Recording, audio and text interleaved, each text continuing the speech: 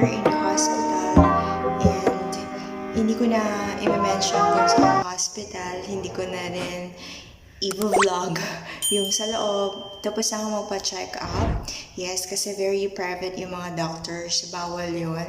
So, without their permission, hindi sila pwedeng isama sa vlog. Kaya, respect natin yon. So, nandito ako sa hospital kasi a month na, mga 3 weeks na, last month pang sumasakit yung back ko. So, hindi naman siya dun sa pinakababa kasi sabi nila pag abot hanggang dito sa pinaka-puwet is baka may UTI ka. Pero hindi naman masakit, as in talagang buong likod lang, shoulder, and then yung dito hanggang batok. Sobra siyang kumikirot. Yun. So ayun, nag-worry ako ng sobra. And first time kong pumunta sa hospital magpa-check up nang wala ang mami at daddy ko.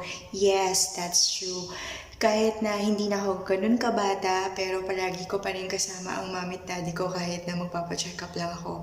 So first time ko na ako lang, sabi nga kanina pag alis ko, isama ko raw yung sister ko para raw may kasama ako. So sabi ko naman, wala naman siyang gagawin doon and kaya ko na to, diba? So wow, ngayon ako nag-independent. Okay, so ayun, and then sabi ng doctor, try ko na muna yung binigay na meds. That's for the pain. Yun, basta may binigay siyang medicine for 3 days. And then, take ko muna yun starting today. And then, after 3 days, hindi pa rin siya nawawala. Yung sakit sa back, kailangan ko nang magpa-x-ray. Yes, yun. Pero sana naman mawala siya. Tinanong ko yung doctor kung meron bang connected ba yun dun sa pagka-CS ko. Kasi nag-CS ako, cesarean ako dun sa second baby ko, sa bunso, kay baby brother. So ayun, sabi naman ni Doc, wala raw yung connection kung na-CS ako dati. Yun, so try na lang natin yung gamot. And after this, punta naman ako sa Opta para dito sa eyes ko kasi yun nga, ipapacheck ko rin kung bakit nahihilo ako or nahilo ako last time. And then this morning, nahilo ako ulit. So baka may connection sa mata, baka kailangan pataasan. Ito, yung grado. Ipapacheck natin kung komportable pa ba ako dito sa eyeglass ko. Ipapacheck natin kung walang ibang diferensya yung mata. So, 1 p.m. pa. And time check is 12:10. 1 p.m. pa yung ophthalmologist. So, antay ko na lang siya dun sa lobby ng hospital. And then, update ko kayo later, guys. Okay? See you in a bit!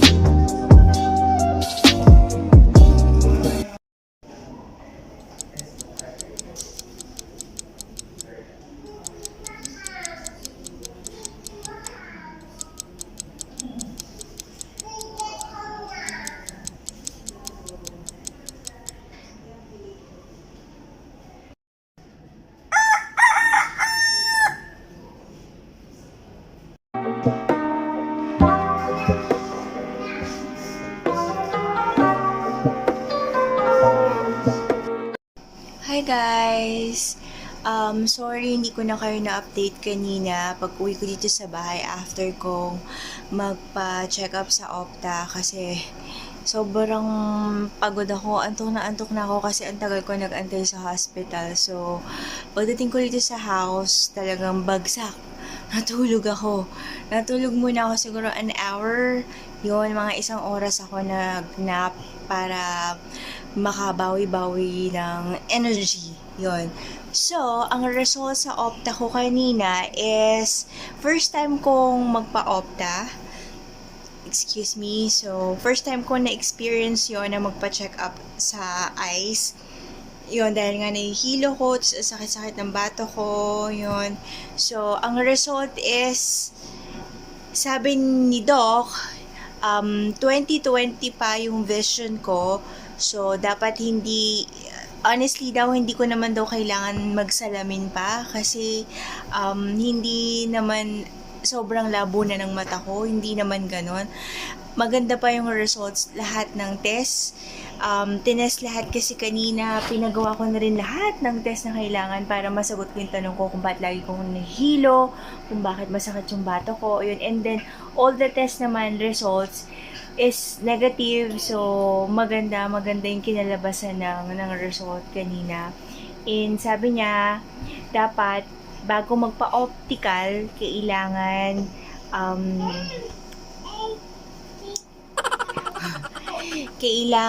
bago pumunta sa optical, bago magpagawa ng salamin, kailangan pumunta muna sa Opta. Pumunta muna sa eye doctor talaga. Kasi sometimes daw yung mga nagpapapunta diretso sa optical, sasabihin, ganito, ano bang work mo? Like, ka nasa computer, o kailangan mo ng salamin, ganyan, ganon. Progressive na yung ginawa kong salamin, which is, hindi naman pala kailangan. So, sayang yung pinagawa kong progressive na salamin na may kasama ng radiation, ganon. Yun, yung salamin. Siguro umabot ng 4,000 yung ganong salamin na may kasama ng anti-radiation para pag nasa computer ako, ganon. Kasi home-based online nga yung work ko.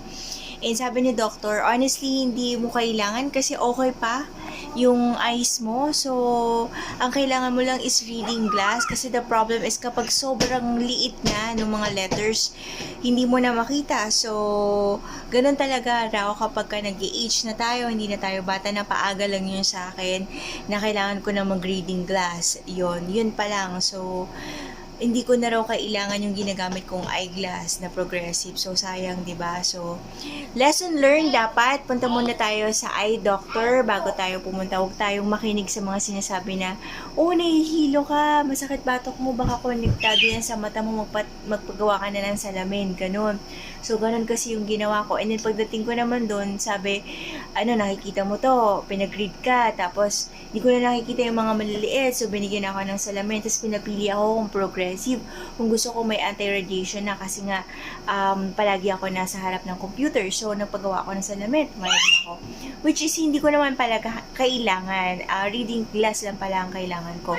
So, yun ang result. And sabi ko kay Doc, bakit ganun, Doc? Okay naman pala yung result ng lahat ng test. Bakit ang sakit pa rin yung batok ko? Ganyan, makiro, tas nahihilo.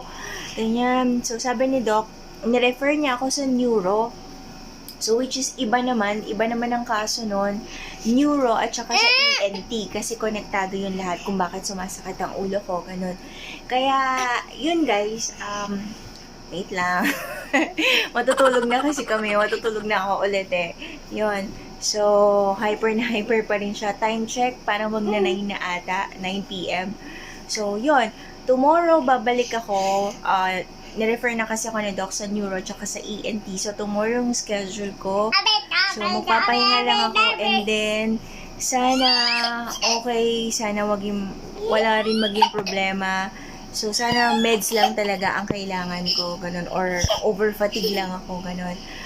Please guys, sa mga naka-experience na ganito katulad na experience ko, please comment down below para naman mabasa ko yung mga experiences nyo rin. Okay guys, so tomorrow, I will go to neuro doctor and the ENT doctor and update ko kayo. Thank you guys for watching and kita-kits ulit tayo sa Chris channel. Bye! Godspeed!